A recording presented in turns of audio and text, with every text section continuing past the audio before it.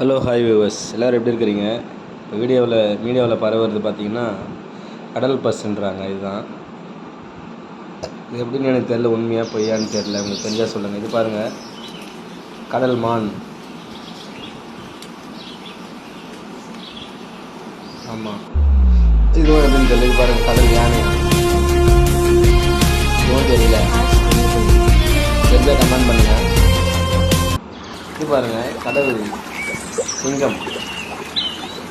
ஆமாம், இது பாருங்க, கடல் கழுதை.